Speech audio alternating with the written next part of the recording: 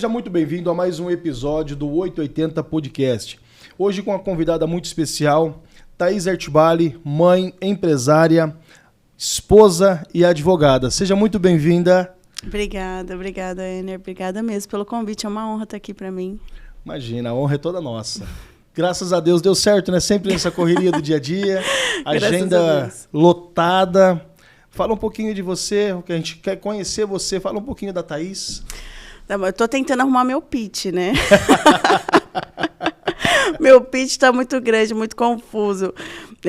Mas vamos lá. Mais uma vez, obrigada pelo convite. É uma honra estar aqui. Eu sou a Thaís, eu sou advogada de formação. Sou sócio fundadora do Artibali Faria Business Law. É um escritório que nós somos todos especializados em varejo, franchise, tecnologia. Faz 10 anos que nós estamos aí no mercado atendendo grandes empresas, médias empresas. Também sou sócia de algumas empresas do varejo, do franchise. Então, sou franqueadora sócia da Check-in Sorvetes, do Day Off Café, que você conhece. Bacana. Day Off Café. Isso, aqui.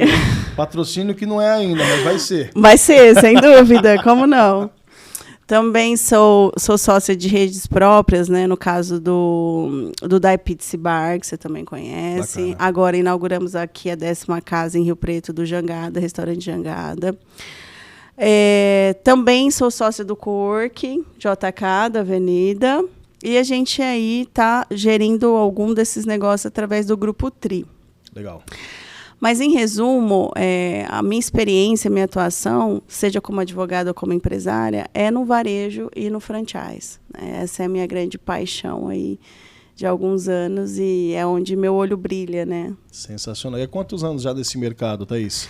Então, tenho 10 anos já de atuação como profissional e vamos dizer que um pouco antes disso, já como sócia, uns 12 anos. Mas uns 10 anos já de atuação profissional nesse mercado. Bacana, que legal. E também sou esposa do Rainer. Esposa do Rainer Faria, mãe... E mãe da Estela e da Elise, né? Estelinha, a famosa Estelinha. A famosa Estelinha. Está aí com 2 anos e 4 meses e a Elise está com 1 ano e 2. Bacana, coisa boa. Quase gêmeas. Tudo programado, né? Tudo não programado, mas tudo deu certo. O importante é isso. Mas eu falo que às vezes a gente programa nessa questão dos filhos. Eu falo muito, o nosso primeiro, eu e a Carol, né? Que é o Bento. O Bento vai fazer para 8 anos agora. Foi programado. Mas do nada apareceu a Sofia, que fez 4. Dá um choque, né? Daquele medo, você fala, nossa, não foi programado. Mas às vezes não é programado por nós, mas é porque Deus tem um propósito, né? Sem e dúvida. Quando Deus tem um propósito, ele vem ou para acalmar a correria do dia a dia, ou para acalmar uma ansiedade, enfim, vem com o propósito de Deus, não tem jeito. Sim, Deus é tudo, né? Nessa parte da nossa vida é sensacional. Sem dúvida. E faz todo sentido, né? Depois que, enfim, você passa aquele processo de susto, quando nasce, você fala, meu Deus, não faria sentido sem esse filho, né? Eu digo, contando um pouquinho, né, do que se passou com a Elise, na verdade, a Estela tinha 6 meses quando eu fiquei grávida da Elise. Caramba. E eu enfim, por todos os meus compromissos e responsabilidades, eu não tive a oportunidade de vivenciar o meu puerpério, né? Que é aquele período que depois do nascimento a mãe fica ali mais vamos dizer que 24 horas ali com a criança. Eu não tive essa oportunidade, lógico, estava ali, mas não tanto quanto outras mães, ou a maioria das mães. Então, aí com 20 dias de Estela, eu já estava de volta no escritório, né? Então, não, lógico, o dia todo, mas já estava ali, né? No outro Ativa. dia, no telefone, e aquela coisa toda. Então, eu voltei muito rápido. Só que eu voltei muito assustada com aquilo tudo, porque era minha primeira filha. E todo mundo sabe, principalmente as mães e os pais, que um bebê demanda muito. E eu assustei muito com aquilo, Ener, muito mesmo. Eu falei, como assim? O que eu vou fazer? Né? Eu já tenho meus filhos, né, aí da vida, dos meus compromissos das empresas e tudo mais. Como que eu vou conseguir, né, suprir a necessidade dessa criança? E aí Deus capacita, né? Que Deus ele tem misericórdia, ele capacita a gente. Mas depois de 6 meses, eu já tinha entrado esquema, né? Então eu já tava... Então, assim, tava contente que eu já tinha entendido o funcionamento de ser mãe, né? Já estava entendendo melhor a questão da Estela bebê, do que ela precisava e não precisava e tudo mais. E eu já tinha organizado minha agenda de novo e já estava assim, parecia que eu não tinha bebê de 6 meses, né? Já tinha me organizado bem para isso. E aí, quando eu soube que eu estava grávida, meu Deus, falei, pronto, não tem como, é impossível. Eu consigo até aqui, daqui eu não consigo mais, né? Eu vi um limite real em mim. Falei, é impossível, eu não vou conseguir manter mais o mesmo ritmo. Eu não vou atender a expectativa, a necessidade, nem a expectativa, né? A necessidade da Estela, e também não vou conseguir atender a necessidade de uma gestação, né? Mais todos os compromissos. É aquela preocupação, né? Aquela insegurança, né? Não, sem dúvida, não vou conseguir, né? Eu acho que eu já estava no meu máximo do limite e aquilo era ultrapassar 2 vezes o meu limite, né? Então, foi muito chocante, mas passou, né? Deus acalmou, falou, não é para ser dessa maneira. E se não fosse, sinceramente, se Deus não mandasse... Porque é até estranho a gente falar isso, né? Como assim, né? Você é uma pessoa instruída, como assim, né? Tem coisas que realmente acontecem e é porque Deus quer mesmo, não convém a gente ficar entrando em detalhes, mas não importa o teu nível de instrução, ou o que aconteceu ou não, é realmente você ver que aquilo lá era para ter acontecido. Era para acontecer e acabou. E então, acabou que eu aceitei esse processo, porque eu falei, não, se não fosse assim, eu não teria 2 filhos, eu teria um só. Racionalmente, no meu planejamento e como eu estava acostumada a pensar seria e operar, seria só uma, né? Mas não, Deus quis diferente. E aí, o mais incrível disso tudo é que, como tudo operou depois e como tudo se manteve depois, foi uma capacidade que não veio de mim, sem dúvida, sabe? Se você conversar até com meu marido, ele vai te afirmar a mesma coisa. Foi Deus. Deus capacitou, Deus deu a sabedoria necessária para gerir todas aquelas emoções e conseguir não deixar nenhum prato cair, né? Nenhuma peteca cair ali, principalmente no momento de muita necessidade da Estela, né? Que tinha 6 meses. Então é isso, né? Demanda atenção, demanda tudo, né? Uhum. É que nem você falou, deu 6 meses de diferença, é um período bem próximo. Elas têm 1 ano e 3 de diferença por causa da gestação. Mas eu estava de 6 meses quando eu descobri da Elise. Imagina o choque, né? Mas é aquele negócio, né? São propósitos que a gente não consegue compreender. Né? E no momento de maior adversidade, de maior dificuldade, ou de maior pressão na vida da gente, Deus, ele vem, como a gente entrou, né, nessa parte, não estamos falando de religião, a gente está falando de Deus. Sem dúvida. É bom deixar bem claro que sempre tem as pessoas que, mas vai falar de religião. Não, a gente não fala de religião, a gente fala de Deus. Deus é onipresente, onisciente, onipotente. Deus, ele é um só, independente de religião. Né? E no momento que a gente muitas vezes está ali numa pressão, num momento de dificuldade ou de dúvida, Deus, ele é presente sempre. Eu tenho uma cunhada que ela é da mesma denominação que vocês, e ela fala, Deus é presente? Não, Deus é presente. Então tá bom, então se Deus é presente, Deus é presente. Então, quer dizer, então vai dar tudo certo. Exato. Vai dar tudo certo. E a gente tem muito essa premissa para os nossos negócios, né? O meu marido é meu sócio, não em todas as empresas, mas na maioria delas. E é muito isso, eu aproveitei esse gancho para falar isso, porque a gente utiliza isso mesmo, Deus é presente nesse negócio. Então vamos buscar. Vamos primeiro entender se ele vai estar presente. Não que Deus tenha a obrigação de abençoar nada, né? É importante entender essa situação, porque, enfim, tem muitas pessoas que são crentes, de fato, e já têm uma vida espiritual ativa, e acha que, por isso, Deus tem que abençoar os negócios delas, ou materialmente, enfim, e não é o caso. Deus não tem que nada para nós, né? E a gente sempre busca, na verdade, para entender que se ele estará presente, porque a diversidade sempre vai existir. O desafio, a dificuldade, o obstáculo, ele sempre vai existir. Agora, Deus vai estar presente nesse obstáculo é totalmente diferente dele não estar. Né? Então, é algo que a gente sempre busca também para os nossos negócios, para os meus negócios, fazer dessa forma, buscar aí, entender se Deus vai estar ou não com a gente. Bacana, legal. Hoje, dentro desse hall de empresas, né, que você citou, quais são franquias, quais são lojas próprias ou todas são franquias? Bom, legal, boa pergunta. Dentro do varejo, das redes de varejo, existem algumas que expandem pelo canal de franquias, mas nem todas seguem esse formato. Você pode ser uma rede mesmo assim. Uma rede própria, uma rede de licenciado, uma rede de sócios parceiros, enfim, existem vários formatos, né? Que, inclusive, posso dar alguns exemplos. O Madeiro, o pessoal acha que é franquia, não é franquia, é uma rede própria. O Outback da mesma forma. E aí eles têm formatos jurídicos diferentes de tangibilizar essa expansão em rede, né? Mas a grande maioria aí do mercado vem do franchise, porque já é não é que é mais fácil, ele é mais seguro, já é regulamentado, tem uma lei específica, já é um mercado de boas práticas aí gigante.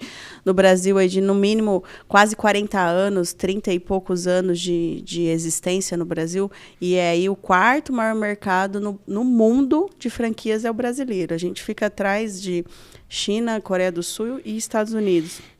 A gente representa muito o franchise no mundo, é impressionante mesmo. Mas respondendo a sua pergunta, então, hoje, quem atua no sistema de franquia é a Chiquinho Sorvetes e o Day Off Café. Certo. Tá? O Dai Pizza Bar, a gente passou por uma reformulação recente dele, né? Então, a gente começou com o Dai voltado para a gastronomia italiana, há 6 anos atrás. A gente, na verdade, adquiriu essa marca do Grupo CHQ. E aí, nós fomos tocar o Dai fora do grupo, né? Era Dai Cucine Bar.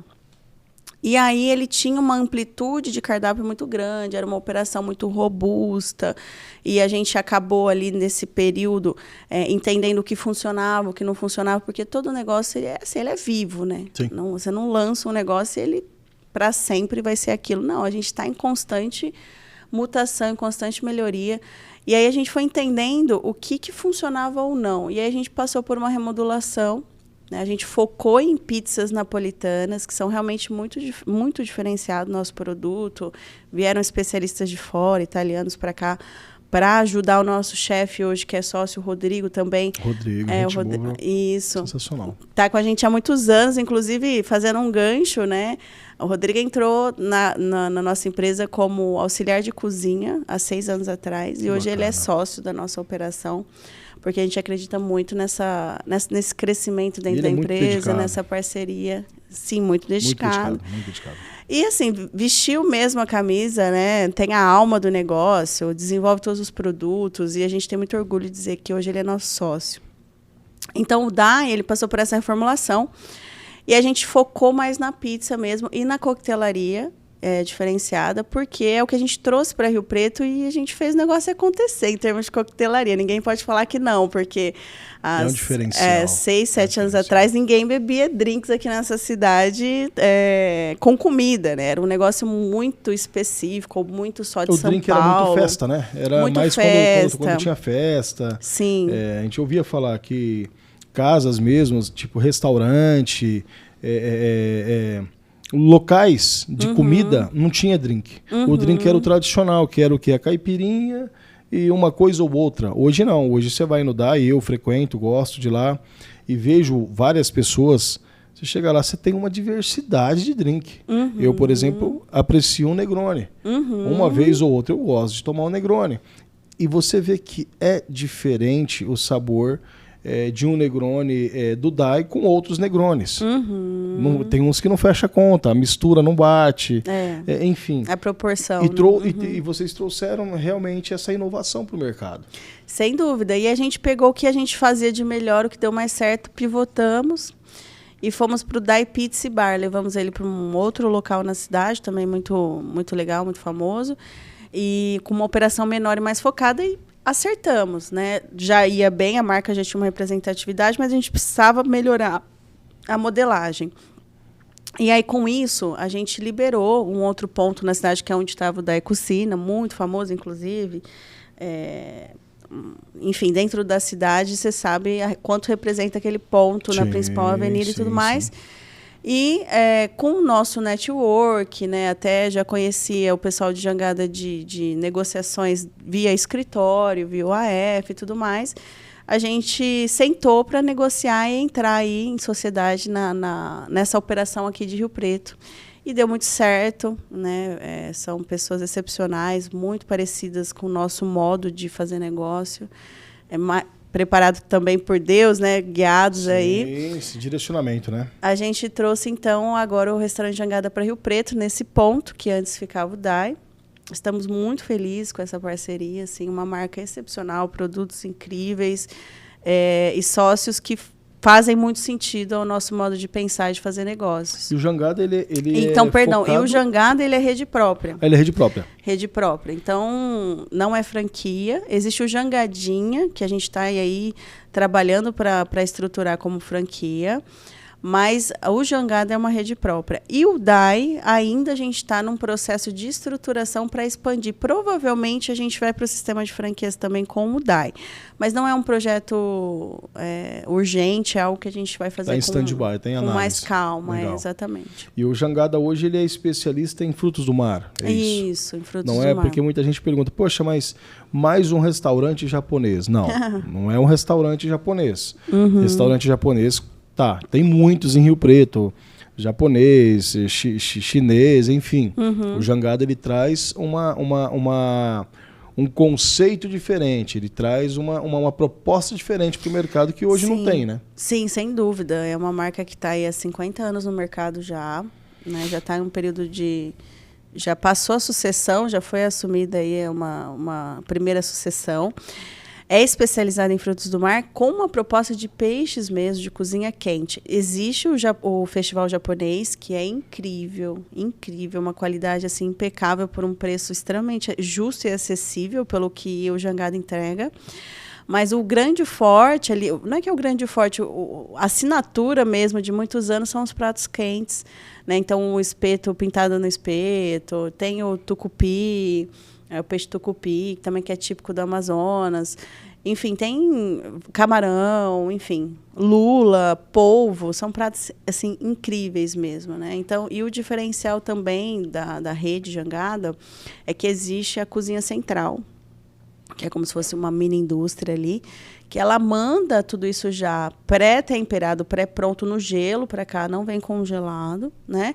Para manter o padrão em todas as operações. Então, legal. Se você comer aqui um prato, um espeto pintado em Rio Preto e um em Riviera, vai ser... É o mesmo sabor. O mesmo sabor. Né? O mesmo Bacana. Sabor, a mesma qualidade.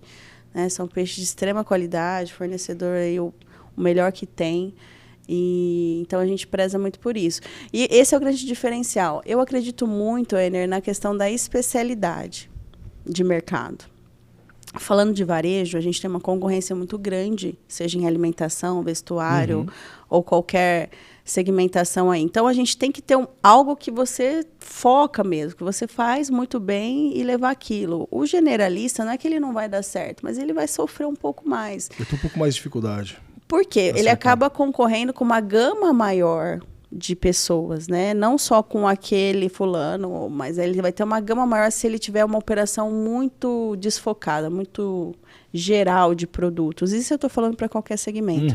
Quando você foca, você além de nichar, você foca a tua gestão, a tua melhoria de processo, de produto, em específico naquele segmento, ou naquele ramo, ou naquele produto, o que vai te dando ganho, né? Vai te dando vantagem sobre os seus concorrentes. Então, a gente acredita muito nisso. Foi isso que a gente fez com o DAI.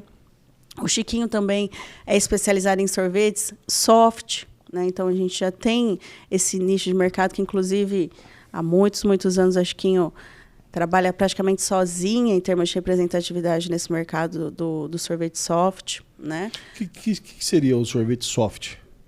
O sorvete soft é aquele de máquina, aquele que você... Legal. O italiano, o pessoal fala que italiano, né? Massa italiana, mas... O sorvete soft, ele é americano.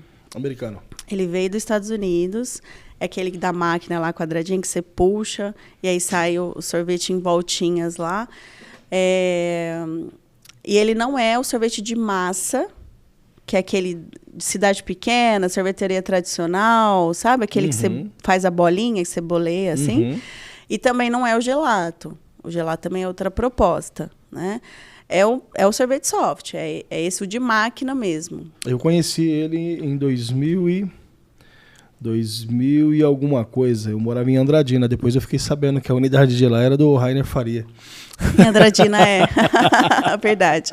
Eu tomei muito sorvete naquela máquina ali, do lado da Casas Bahia. Que legal, Nossa, que legal. Super era antigo. Era uma portinha. Era uma portinha. Depois ele me contou a história, como é que foi que ele foi pra lá e levou a proposta do Chiquinho e tal. Eu acho que ele tinha, sei lá, 19 anos, não era? Alguma coisa assim? Era novinho. Era super novo. Era lá e parece que tinha também, acho que Birigui, ou era Araçatuba, outra proposta que eles tinham. Birigui. Inclusive, Birigui, hoje Birigui é uma franquia do tio do Rainer, mas que ele montou junto com ele no começo e que explodiu, né? Acho que ele deve ter contado essa história, que ele apostou num ponto lá e, enfim, deu muito certo. Essa questão de ponto, né? Voltando à questão de franquias, né? A questão de ponto, acho que ela faz parte de todo esse conceito também, na hora de você formatar uma loja, né? O ponto... veiculação, se passa gente, se não passa, seria estratégia de mercado. O ponto comercial para o varejo, ele é vital. Eu costumo dizer que assim, 70% do sucesso, praticamente 65% do sucesso daquela operação depende do ponto comercial. Quando a gente orienta uma franqueadora lá no escritório, a gente fala muito sobre esse processo de implantação da loja do franqueado, que o franqueador ele não é obrigado, mas é essencial que ele dê o suporte para o franqueado na aprovação do ponto. Por quê? O franqueado, se ele compra uma franqueadora, quando você vai lá e compra uma franqueadora, você compra por quê? Porque alguém já fez isso por você. Alguém já testou aquilo, alguém já implantou aquela loja, alguém já viu que deu certo, o que não deu, alguém já ralou ali antes de você. No mínimo, você vai esperar que eles te auxiliem com a questão de aprovação de ponto. Não é obrigatório, por isso que é sempre importante, aqui uma dica para quem vai investir no franchise, comprar uma franquia e tudo mais, que vocês analisem os documentos, circular de oferta, contrato de franquia, né, ou pré-contrato de franquia, para ver o que o franqueador vai te auxiliar nessa questão, porque a avaliação do ponto e o suporte nessa escolha é essencial. Se você erra no varejo, aí provavelmente não vai dar certo. E aproveitando o gancho aqui, para você que tem interesse em conhecer um pouco mais da questão de franchise, investir em franchise, o grupo CHQ tem algumas marcas, né, que se disponibiliza para o mercado hoje para aquisição. Se você quiser entrar em contato, fala que você viu no 880, porque depois eu vou cobrar um cachê lá para mim, tá? Brincadeiras à parte, mas vai na CHQ, que é a garantia. Tudo isso que ela falou aqui é uma realidade. Que é a questão da circular, a questão da proposta, a questão da análise. Muita gente faz franquia. Hoje tem 300 escritórios de franquias aí, enfim, são muitos, mas a hora que você pega para ler uma circular, você pega para analisar, você fala, peraí, aonde que eu estou ganhando aqui? Eu só estou trabalhando. Exatamente. O franqueado, ele tem que trabalhar, né? Isso não tem como. O franqueado, ele é o braço do franqueador na ponta. Sem ele, nada roda, essa é a verdade. Mas é preciso entender qual é a responsabilidade de cada um, qual que cada um vai entregar para que essa relação dê certo, porque um depende do outro, né? Eu costumo dizer lá no escritório que eles não têm uma dependência jurídica. Então, por exemplo, não é sócio um do outro, não é funcionário um do outro, mas eles têm uma dependência econômica. Se um não vai bem, o outro não vai bem. Né? Então, é muito bonito. Na verdade, para mim, é o mais bonito do franchise. Porque é uma dependência, é uma sinergia 100%. Então, você está ali dando oportunidade para parceiros franqueados e o franqueado também está fazendo acontecer para o franqueador. E não tem assim, um faz mais que o outro. Não tem, os dois são essenciais na relação. É muito bonito isso. Um vem com a expertise, com conhecimento, que tem todo o negócio já formatado, e o outro muitas vezes tem um capital parado, quer desenvolver uma atividade nova, quer fazer algo diferente, e é onde se une, né? Se junta. Não somente o financeiro, né, diretamente falando, mas se eu tenho um capital para investir, eu vou investir em algo que eu não tenho expertise e vou começar do zero e vou perder o dinheiro, como muitos infelizmente fazem? Não. Vou pegar uma franquia que já está sólida no mercado, vou entender a proposta dela, o que ela pode me trazer e como que eu posso auxiliar, como que eu posso somar com ela para a gente ganhar junto. Sem dúvida. E não puxando sardinha de forma alguma, mas a gente vê que a CHQ está nesse formato, já tem alguns anos, e não vê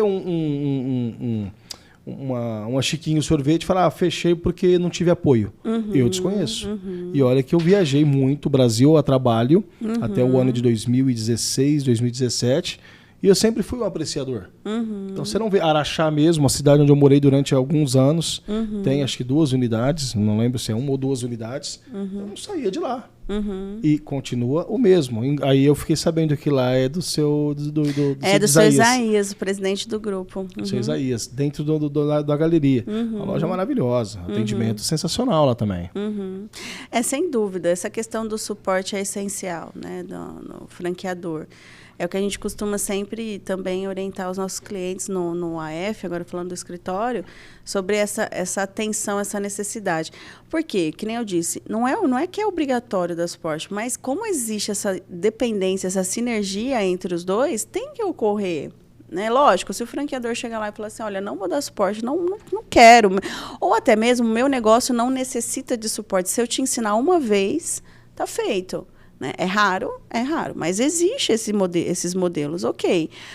Mas os modelos que necessitam, que precisam dessa reciclagem, desse acompanhamento, desse suporte, tem que dar para fazer dar certo. Né? E realmente, a Chiquinho, ela foca muito nesse andar junto com o franqueado. Né? Ela tem, inclusive, conheço várias franqueadoras e não fazendo uma comparação com alguém específico, mas com o mercado, a gente tem um suporte muito robusto ali, de equipe mesmo, de departamentos, de comunicação com o franqueado. Até as empresas que eram áreas dentro do grupo se tornaram empresas, né, que foram melhores estruturadas para atender a rede Chiquinho, é um diferencial muito grande. Então, hoje, você comentou mais agora no começo da conversa sobre essas empresas do grupo, só explicando um pouquinho. Então, nós tínhamos lá áreas dentro da franqueadora, a área de arquitetura, a área de marketing, a área de tecnologia, né? E aí a gente foi dando corpo para essas áreas e elas se tornaram hoje empresas do grupo. Então, existe a Oca Urbana, que é a empresa de arquitetura, a Apt, que é a empresa de tecnologia, a Liz Bittencourt, que é a agência de marketing, e elas se tornaram empresas do grupo para atender exclusivamente a rede Chiquinho, tá? Certo. A Apt foi a primeira empresa a, de fato, abrir para o mercado. Então, o grupo investiu de maneira robusta aí durante uns 7 anos em tecnologia, desenvolveu o próprio software de PDV, que é o software que fica lá, né, quando você vai comprar um sorvete, o funcionário fica lá mexendo na telinha. Ali tem um software que é extremamente essencial para a gestão da operação. E como a gente tinha muita dificuldade no mercado de achar algo que realmente se adequasse e tudo mais... Fez algo sob medida. Desenvolvemos, e aí ficou tão bom que o seu Isaías, demais sócios, olha, vamos abrir para o mercado e vamos disponibilizar isso aqui para o mercado. Então, a Apt é a primeira empresa a abrir para o mercado essa solução. Né? Inclusive, a gente estava na Feira de Franquias a semana passada agora, expondo com a Chiquinho e também com a Apt, fornecendo essa tecnologia para o mercado, que é realmente diferenciada. Sensacional. E a Artibali hoje, voltando ao escritório Artibali, Artibali. Ele começou com você, mesmo com a Thaís, ou hoje existe uma parceria, existe uma sociedade? Como que funciona hoje essa robustez para vocês atenderem tanta gente? Como que funciona isso? Eu fundei o AF há 8 anos atrás, né? E eu já tinha uma preocupação ali muito grande com a qualidade do que eu iria oferecer. Então, ela era muito pequenininha, assim, 8 anos atrás, e aí eu já tinha um financeiro. Olha... O pessoal às vezes olhava e falava, mas gente, é você e o financeiro? Eu falei, eu e o financeiro. Porque ele já começou junto. Exato. E outra, agora dando aqui uma dica de empreendedorismo, né, para quem presta serviço. Como que eu vou atender o cliente e vou cobrar o cliente ao mesmo tempo? Não pode. Ainda mais um cliente que é uma empresa, que é mensalista, que tem um relacionamento ali com você, não faz sentido nenhum, imagina. E se acontecer alguma coisa, um problema no financeiro, e ele atrasar? Entende? Eu tenho um papel, o financeiro tem outro papel. E essa dica serve para mim, porque eu estou nessa empreitada nova, com 3, além de trabalhar no mercado de imóveis, eu tenho mais 2 em paralelo, que um é o podcast e um terceiro. Eu sou financeiro de tudo. Então a tua dica aí, já comprei aqui, já vou mudar meu conceito hoje. Que legal. Já vou mudar meu conceito hoje. Que legal. Atrasa o boleto, eu tenho que correr lá e eu fazer um boleto de novo e... Gente, pelo amor de Deus, paga o boleto aí. Que legal, né? E é justamente isso, lógico, né? Existem as dificuldades ali, às vezes não consigo trazer um financeiro nesse momento, logo mais vou conseguir. Mas, enfim, eu me desdobrei para fazer essa possibilidade porque eu via que eu precisava, já mesmo pequena, fornecer estrutura. Básico, é básico isso? Mas já é algo muito legal. E aí, depois, eu fui trazendo outros advogados, né? Então, tive sócia de início ali, tive outros advogados. Hoje, nós estamos num time de mais ou menos 15 pessoas, entre advogados associados, sócios de serviço, estagiários e administrativo.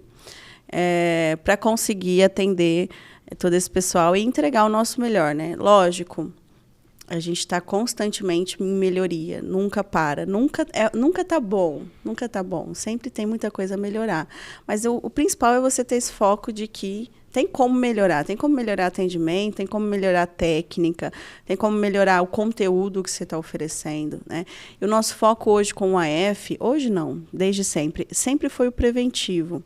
Então, diferente de outros escritórios de advocacia no mercado, a gente não tem um faturamento representativo em contencioso. O que é contencioso? É o processo judicial. Então, para mim, o que eu quero, na verdade, é que o meu cliente não tenha processo. Então, eu não vivo de processo, eu vivo de consultoria preventiva e de estruturar aquela empresa para que... Evitar com que chegue ao ponto do processo. Isso, exatamente. Então, assim, o nosso lema é crescer de maneira sustentável e segura. Legal. Como que a gente faz isso? Com várias, enfim, preventivo, governança corporativa, compliance, né? A rede de franquia é muito peculiar o modo dela funcionar, a questão do relacionamento com o franqueado é muito importante. A formalização do histórico do franqueado é muito importante. Então, o que eu entreguei para ele, eu preciso formalizar. E aí a gente vai construindo e ajudando essas franqueadoras a se estruturarem melhor no mercado. Como que você vê resultados, como você enxerga resultados hoje com a Artbali ativa na área digital? Olha, Werner, a gente sempre, desde quando surgiu lá Instagram, redes sociais, porque é recente, né? A gente fala, nossa, não, é super recente que surgiu, a gente já entrou e já se posicionou. E foi um pouco difícil para nós, porque o nosso segmento jurídico, o escritório de advocacia empresarial, era muito resistente. Era tipo, nossa, esse pessoal tá no Instagram, sei não, hein? Será? Então, o próprio segmento tinha um preconceito em relação a isso. Mas eu enxerguei que aquilo lá era o futuro e que se eu não estivesse lá, quanto mais tempo eu demorasse, mais oportunidade eu iria perder. Então, a gente há muitos anos já está no digital. Então, Facebook, Instagram, LinkedIn, tudo mais. Só que, assim... Thaís, qual que é a estratégia do digital? A estratégia do digital, ela depende muito do teu modelo de negócio, do teu segmento, do teu público. Então, não tem como a gente criar uma regra para tudo. No caso do AF, a minha estratégia é com conteúdo, né? Criação de autoridade mesmo, porque eu presto serviço para esse segmento, né? Então, faz muito sentido eu ter estratégias de tráfego pago? Não muito, tá? Nunca investi muito dinheiro nisso. O que eu preciso estar lá, o que eu entendo é estar de uma maneira robusta, né? Estar presente com um conteúdo de qualidade e realmente trazendo um pouco para esse possível cliente o que a gente realmente faz no dia a dia. Trazendo autoridade, mostrando quem realmente vocês são. E o que olha, vocês fazem. O que a gente faz, o que a gente entrega, olha a maneira como a gente entrega. Será que isso faz sentido para você? Lógico, o alcance ainda é uma coisa que a gente precisa entender como melhorar, né?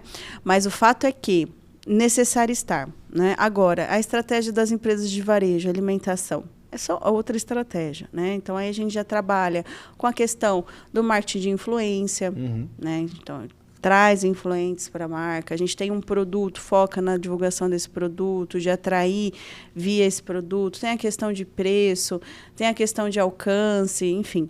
Aí é outra estratégia. Estratégias distintas. Isso, mas falando de AF, a gente sempre esteve lá, porque é extremamente importante. E hoje, aí a gente vê, o mercado cedeu, né? Não, o advogado ele tem que estar na rede social. E aí hoje você vê uma gama gigantesca aí de advogados na rede social.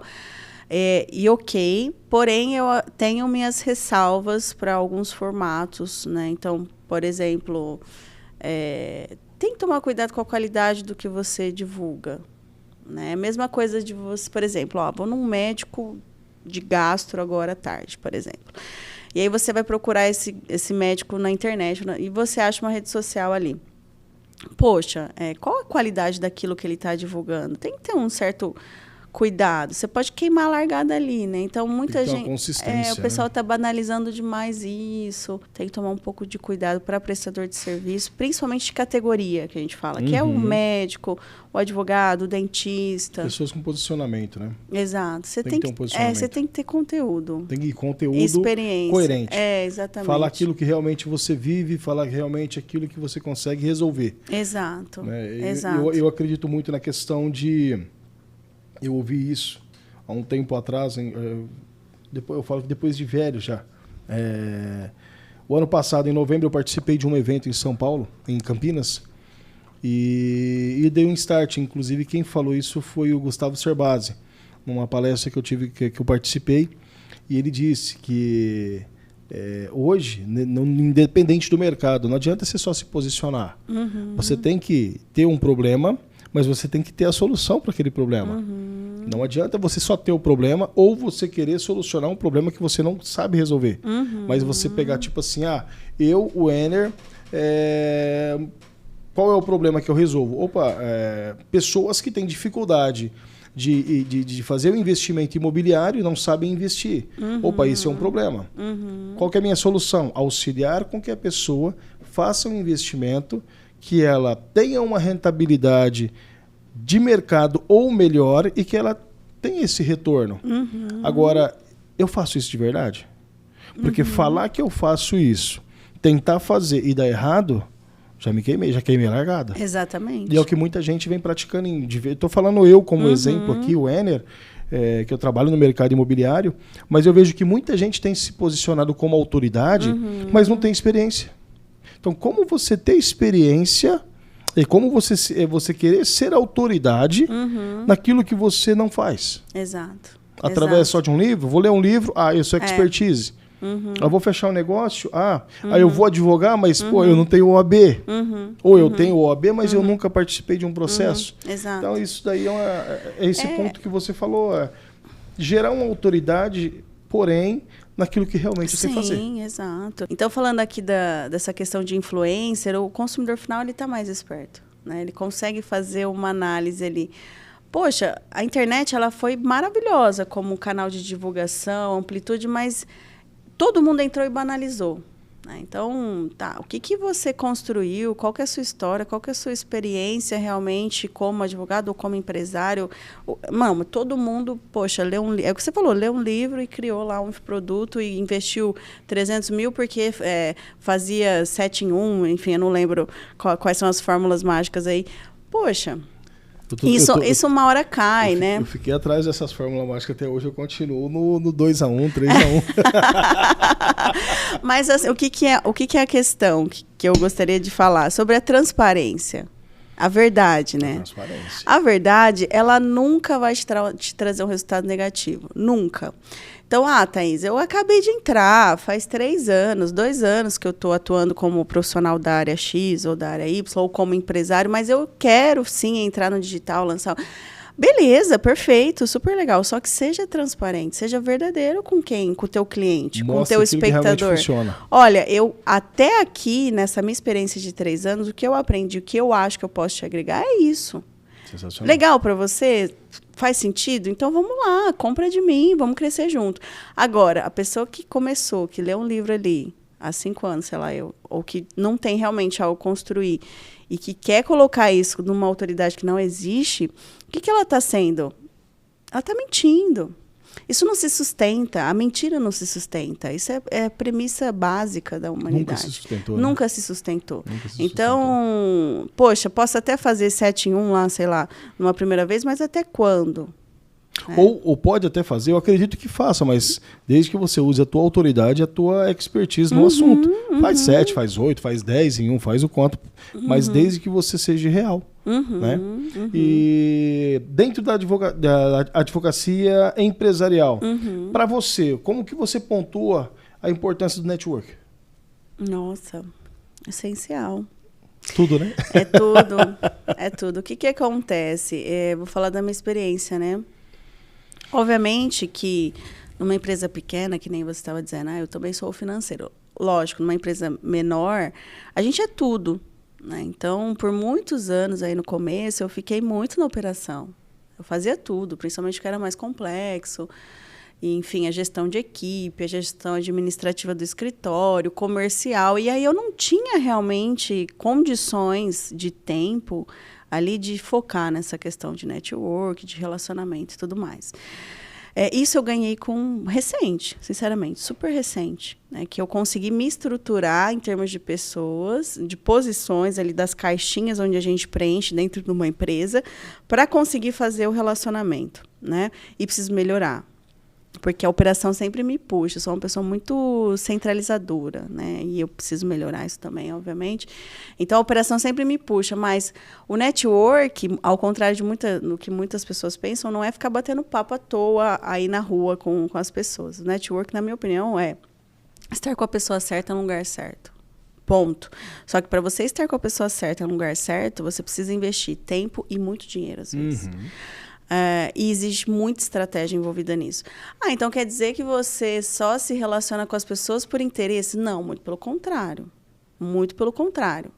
O network, para ele acontecer verdadeiramente, você precisa ser sincero, você precisa ser verdadeiro, né? Inclusive, um dos ensinamentos do Dale, né, que eu fiz, você também, que eu levo para minha vida, eu acho que o principal, assim, que eu gravei muito para mim é se interesse verdadeiramente pelo outro, né? Se interesse verdadeiramente pelo outro. E o que acontece? Existem pessoas ou situações que, de fato, não te interessam verdadeiramente. E, provavelmente, aquela relação ela não vai para frente. Ou porque você não se interessa, ou porque a outra pessoa não se interessa. Mas não só economicamente. Às vezes, pessoalmente mesmo.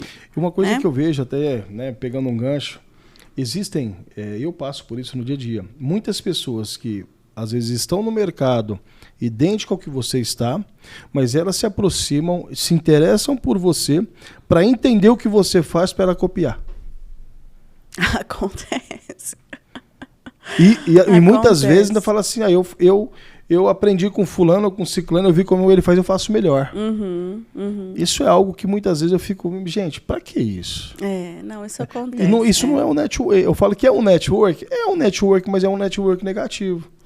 É o inverso do network. Eu não sei se existe uma palavra que a gente possa considerar o inverso, né? Não sei.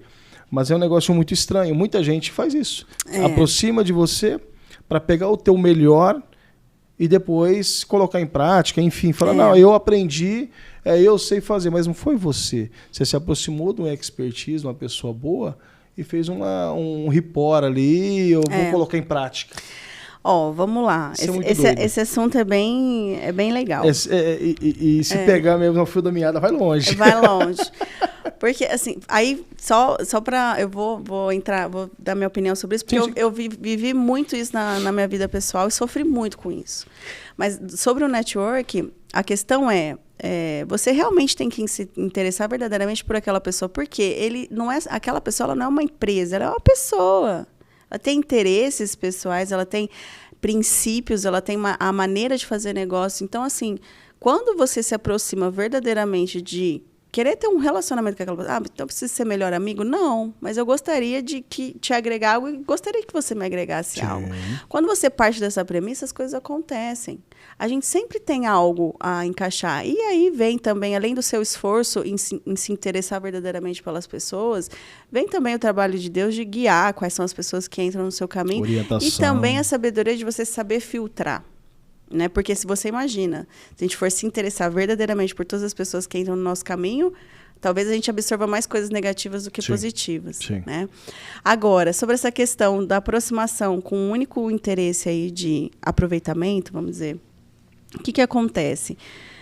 No começo da minha história, eu sofri muito com isso. Não convém ficar entrando em detalhes. Nem vamos. Mas o que eu tenho a dizer de aprendizado, né, que eu tive com essa experiência. A questão é, a gente está aqui no mundo por algum propósito. Quando a gente faz negócio, quando a gente cria uma empresa, o fato é que sempre vai envolver pessoas nesse caminho. A gente depende de capital humano. Sim. Capital humano é o bem mais valioso hoje de qualquer empresa, a não ser que você tenha uma franquia de máquinas, né? Machine lá, que só tem máquinas, ou que você tem uma indústria que basicamente não tenha capital humano, o que é muito raro. Se não for mesmo isso... Mesmo tendo máquina, você precisa do capital humano para operacionar. Vai precisar. Então, nós sempre vamos envolver essa relação humana. E aí existem essas pessoas que realmente querem se alavancar em cima de outras, ou até pegar um conhecimento muito específico, ou um segredo de negócio, que, inclusive, como advogada no franchise, a gente protege demais, né? A gente tem várias estratégias para proteger isso, porque é isso que a gente vende, know-how. Né? Quando um franqueado entra numa franquia, ele não compra só marca, autorização de usar aquela marca, ele compra o know-how de alguém. Alguém passou, igual a que a gente está falando de autoridade sem experiência, né? Sim. O franqueador, ele tem que ter experiência, porque alguém está comprando o know-how dele. Então, essa pessoa que vem com esse único fim, ela primeiro, ela não traz verdade no caminho dela. Então, ela não vai durar muito tempo. Então, deixa que o próprio caminho leve ela e as consequências. E segundo, uma coisa que eu aprendi, você sempre vai ser o mentor. Se a pessoa se aproximou com esse fim, ela veio para aprender, certo? E o mentor sempre faz melhor. Não tem, é uma questão de antecedência, de sucessão, entende? Eu fiz primeiro, entende?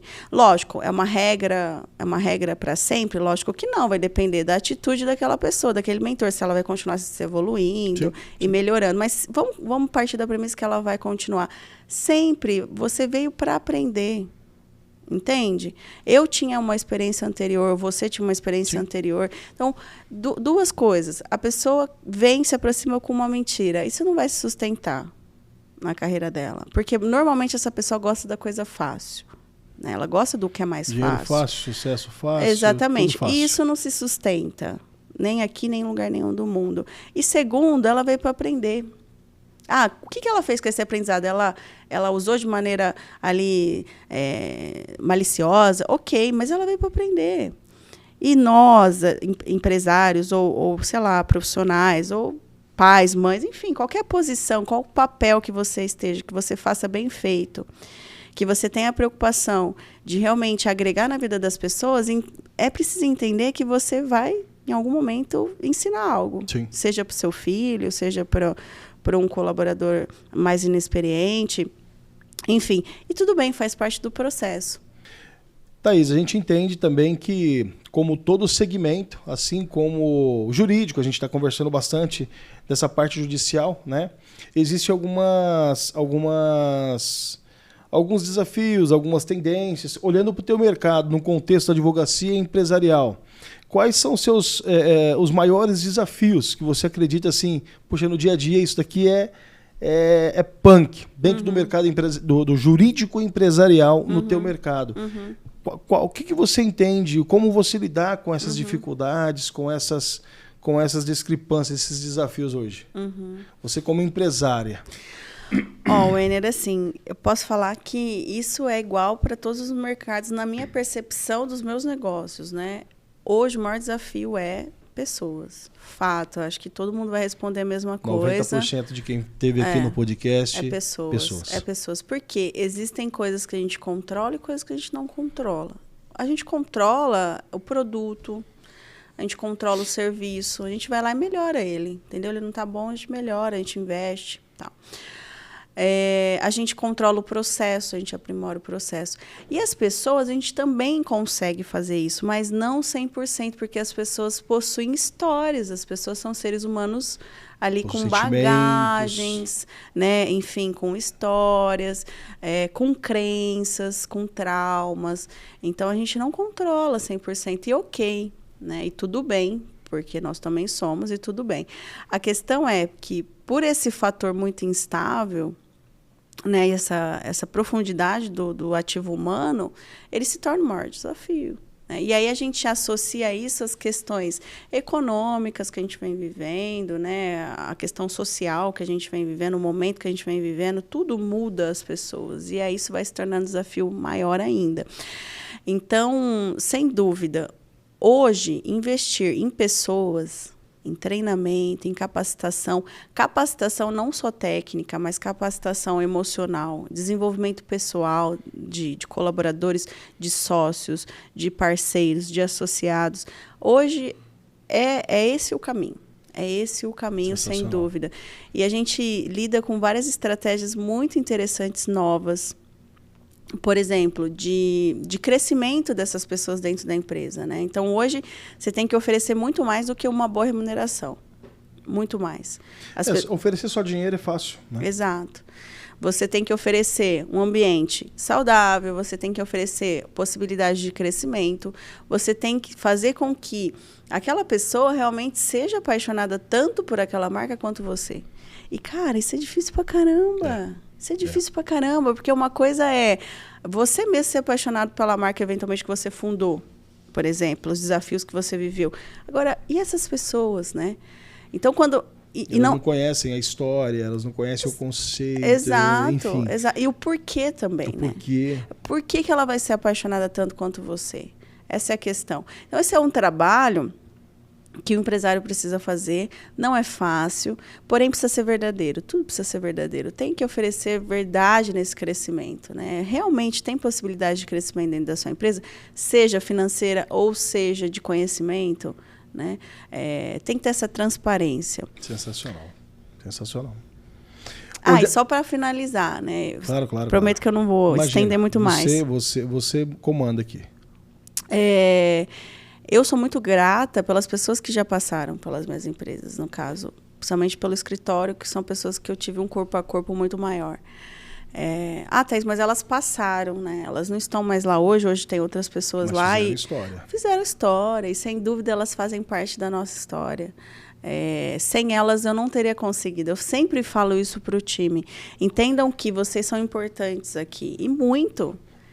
A gente não seria 1/3 ou 1/10 disso aqui se vocês não estivessem aqui ou se aquelas pessoas não tivessem passado por aqui. Existe muito aquele conceito, você trabalha 1 ano, 2, 5, 10, terminou o teu tempo, terminou o teu legado. Então, daqui para trás, esquece a tua história. Não é assim. Imagina, de jeito nenhum. Isso, hoje, muitas empresas ainda têm essa segmentação, que é a segmentação...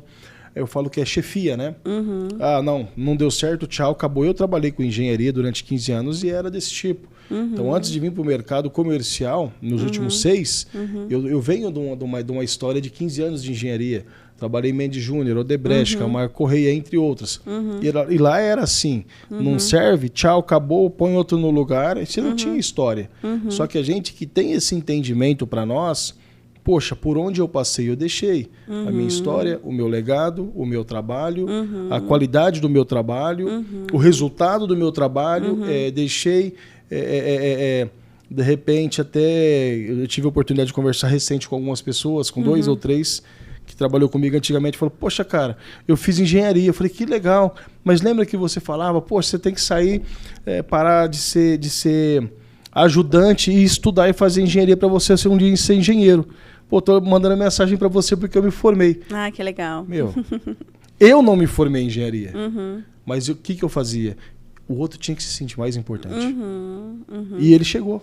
O incentivador de pessoas, né? Sem dúvida. Eu olho hoje, estou indo para 40 anos, eu olho hoje, eu acho que eu fazia isso sem saber que eu estava ajudando. Eu falo que aquela questão do automático, né? Você fala, eu vou...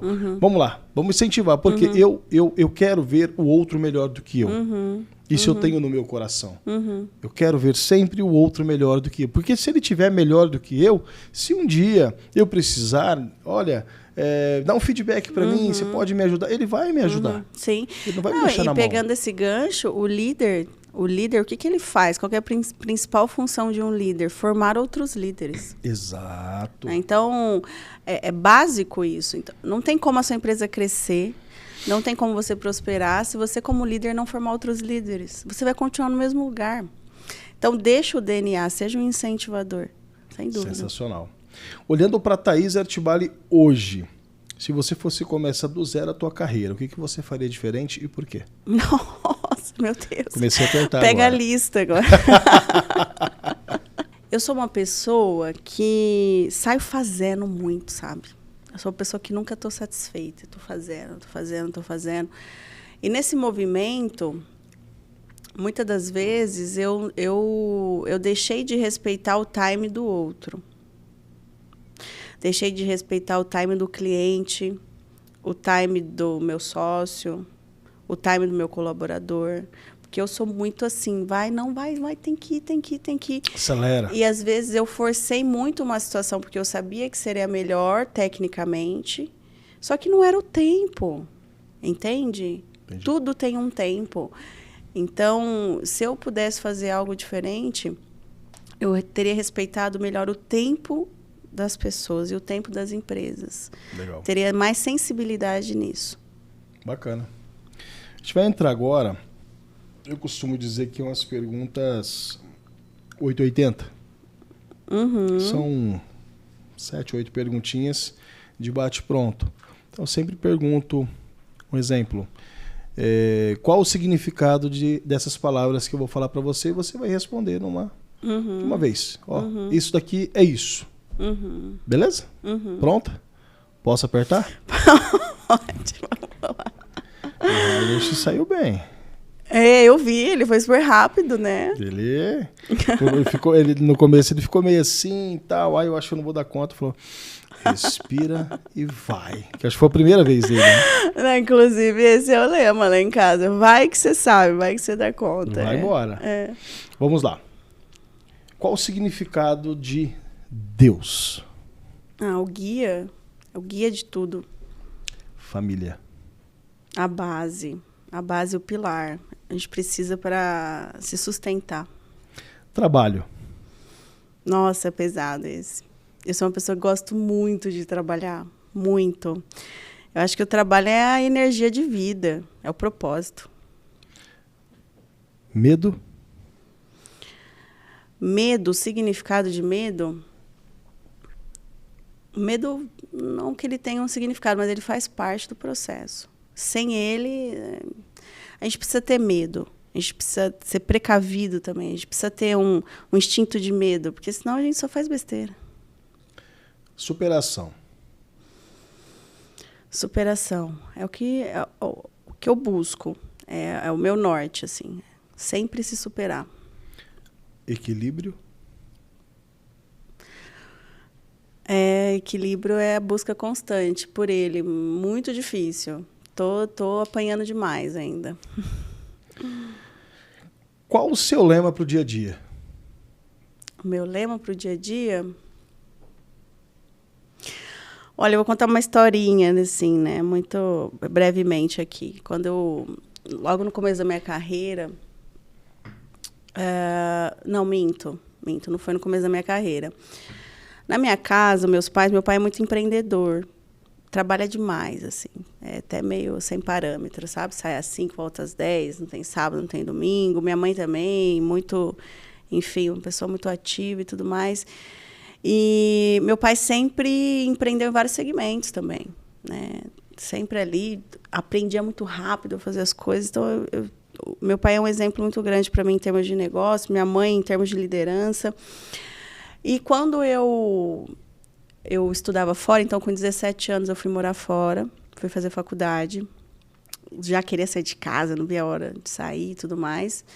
Eu fui, apanhei um pouquinho, e aí depois de 2 anos eu cheguei e falei, olha, surgiu uma oportunidade, ganhei uma bolsa, eu vou estudar em Portugal, vou estudar em Coimbra e tudo mais. E aí eles, tudo bem, sempre foram muito, sempre me incentivaram, nunca foram aquela pessoa de obstáculos, né?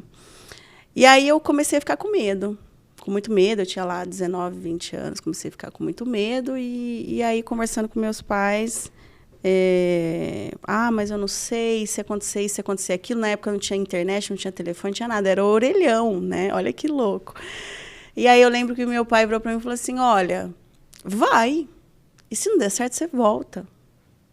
Então, aquilo me marcou muito. Depois teve outros episódios também na minha vida que eu ouvi a mesma coisa, pensei a mesma coisa. Então, acho que hoje o meu grande lema é vai. E se não der certo, você volta. Legal, bacana. Se você pudesse voltar ao tempo e dar um conselho para você, qual seria esse conselho?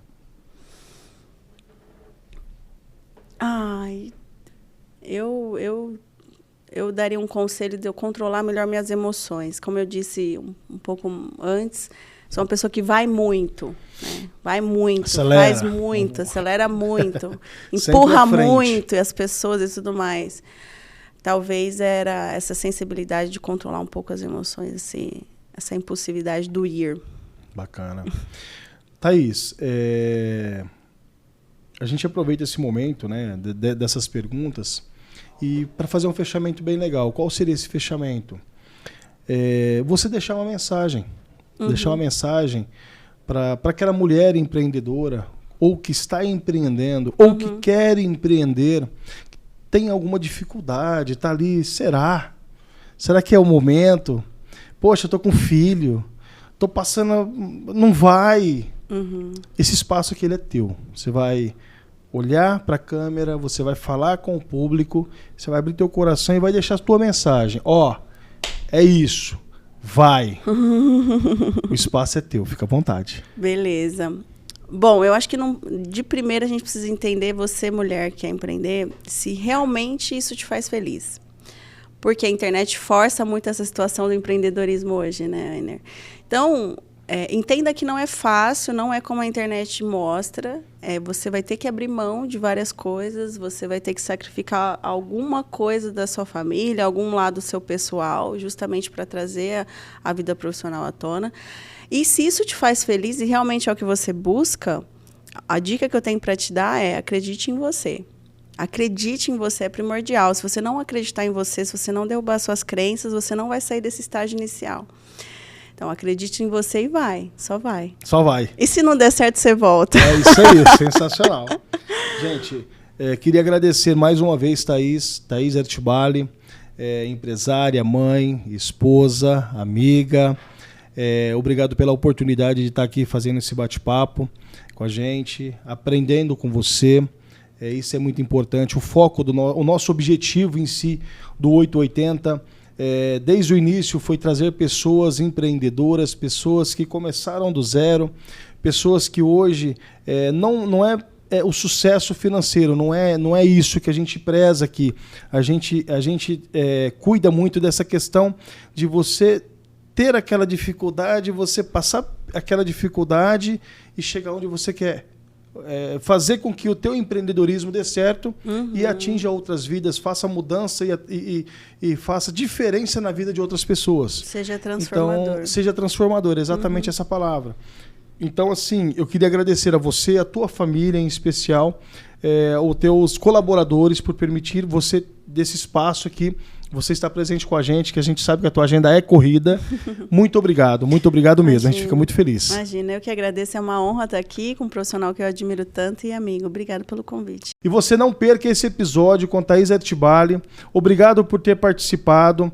Todas as nossas redes sociais, podcast, gente, vamos escutar, vamos ouvir, compartilha, esparrama, porque a gente tem que explodir. Vamos lá, obrigado pela audiência, tudo de bom para vocês. Beijo. Beijo, tchau, tchau.